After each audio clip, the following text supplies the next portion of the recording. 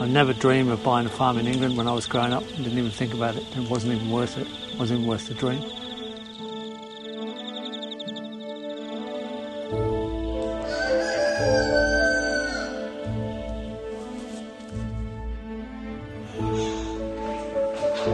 And when I saw the wide open spaces of Australia and the average working person could just save up enough money to buy themselves a farm, and a farm with a creek on it with fish, or a farm with dams on it with fish, oh, that was it. I knew what I was going to do.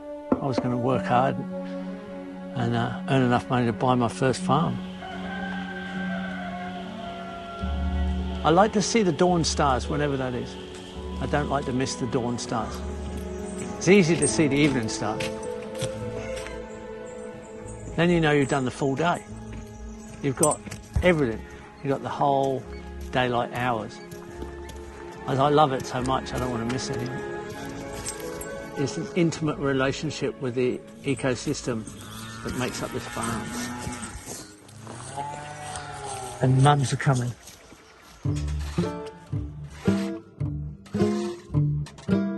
In 1983, I was 29 when I did my PDC.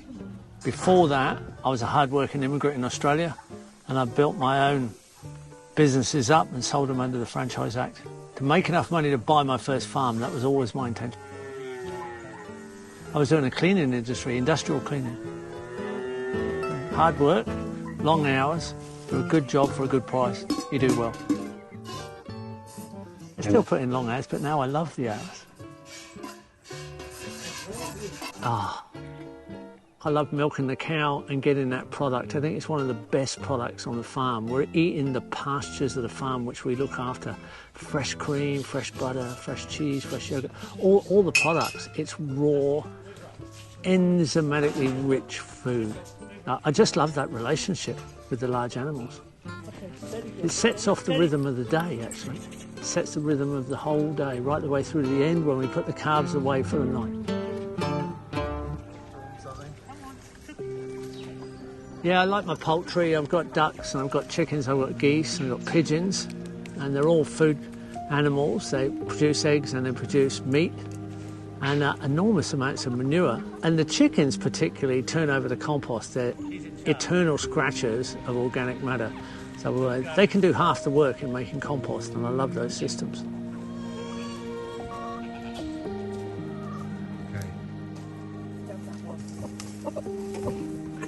That's it, you're a big bird. That's it. You're not having it. Bill made the system that couldn't be centralised. He said we shouldn't centralise, so then you can't have one central office that can get attacked. All your information is dispersed through all the people involved in permaculture. You can't control permaculture, uncontrollable. It's an evolving system around people's interaction with the environment. You have to allow it to reveal itself. Bill designed it. He was a very, very subtle strategist. So he created a system that was open copyright. Once you take a PDC, you can teach the PDC straight away. Bill designed it like that. So it's a wild system that keeps breeding its own teachers. And that's really important. So it's a system that once you take the design certificate course, it's kind of like an infection. And you see the world through completely different eyes. There's a different framework of design that you see everything through. It's literally seeing the way of creation itself. And there's no recovery. It's a terminal infection. And you're infectious to other people. Your enthusiasm becomes infectious. So that's very radical. And if you don't teach it well, you'll get sacked by your students. Okay, we're ready to roll. 2, 3, 4. Go to the harbour again. Nice, smooth. A smooth swell. Riding horses is like surfing waves for me. I'm riding waves, I'm riding horses, I'm getting an adrenaline rush. And this is a big, warm-blooded animal that you're kind of sharing their fascia. It's like you become one animal together. What you think the horse does when you get it right. Amazing. And it feels like you're kind of doing mobile yoga When you get off after a good hour of horse riding, it feels like you've done at least an hour's yoga. Thanks, mate. That was a great ride. I've got to go and do a bit of work now, and you can go back onto the green grass.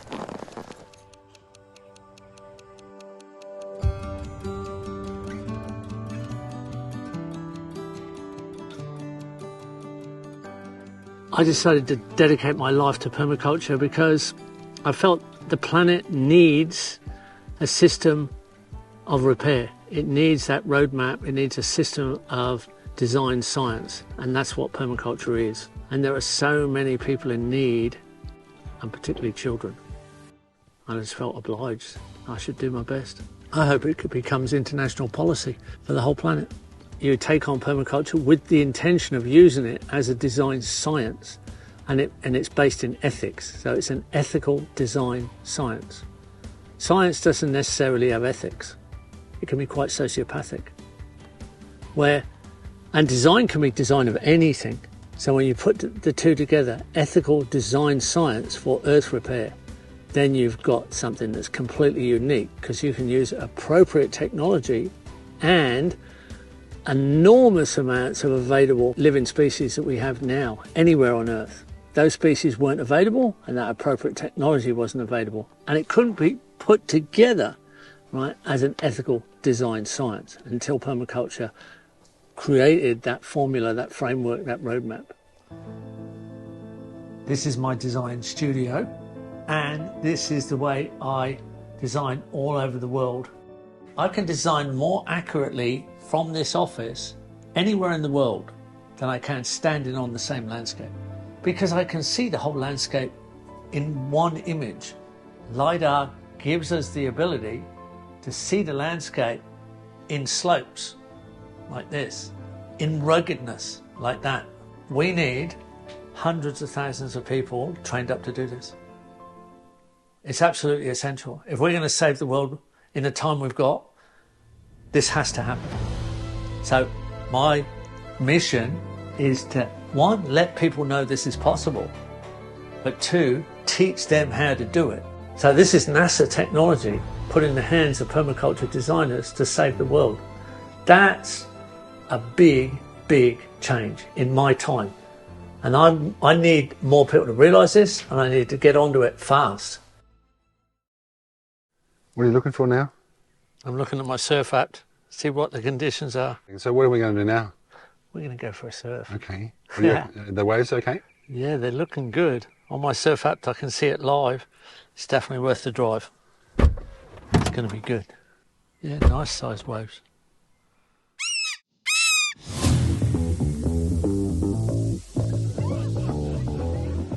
I love it. I love the adrenaline. I love the exercise and the skill. And I like being out there, your phone can't ring. You're all on your own. The decisions are all yours. And it's all about judgment and what you can do and what you're capable of. I've always been a surfer and a fisherman, so I understand the weather and I understand the swells and I understand the winds. So that just meshed together with permaculture so well. It was easy for me to understand those patterns. I like to get out surfing once or twice a week at least. Yeah, it's very invigorating. I get really rushed. It's exciting, it's a little bit dangerous, and I like that.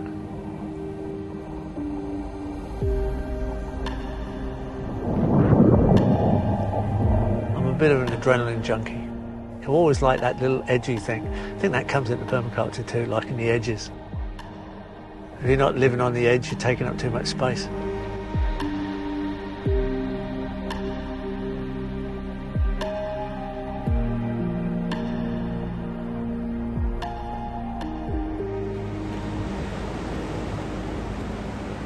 Isn't that good enough?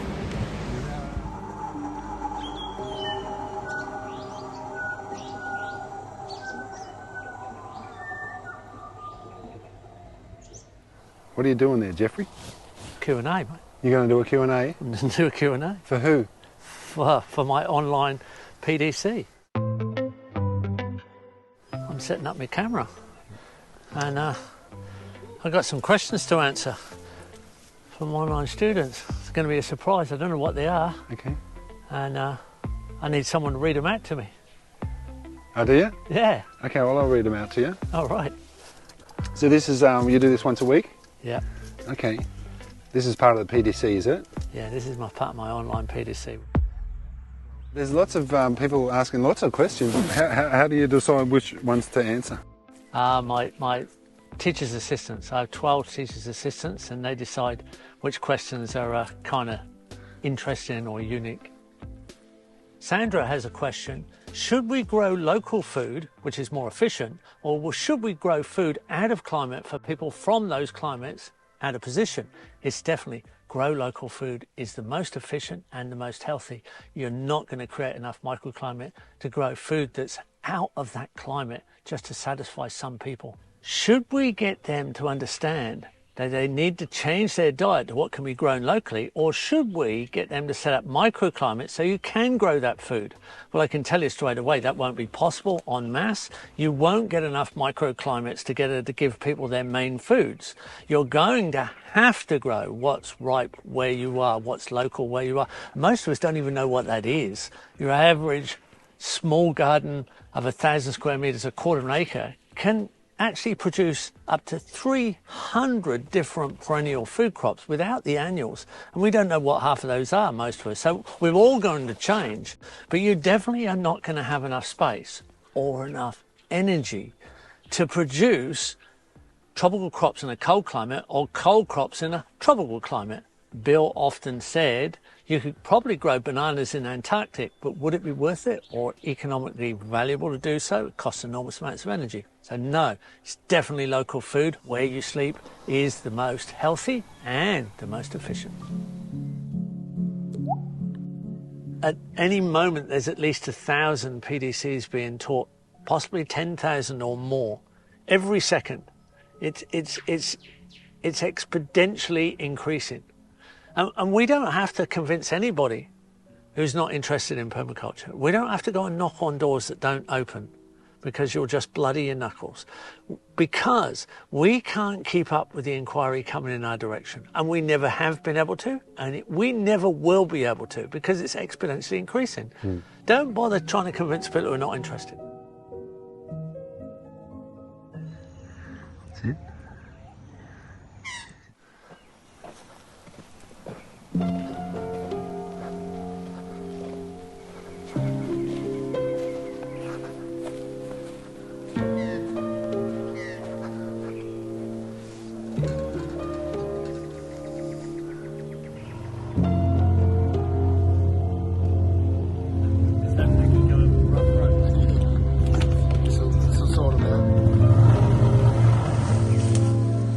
This is the flavouring line from ages and ages ago.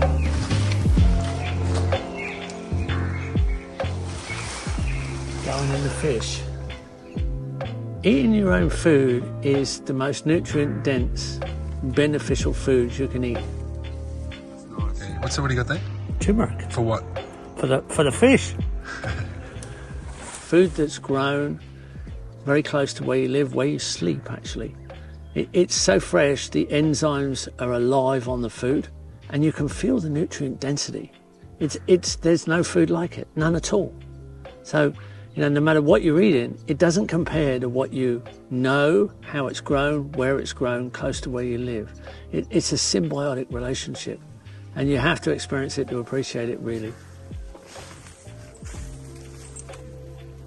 We are what we eat, and if we don't know what it is we're eating and how it's grown, we don't know who we are. We know who we are when we know exactly what it is we're eating, the way it's grown, and what it consists of.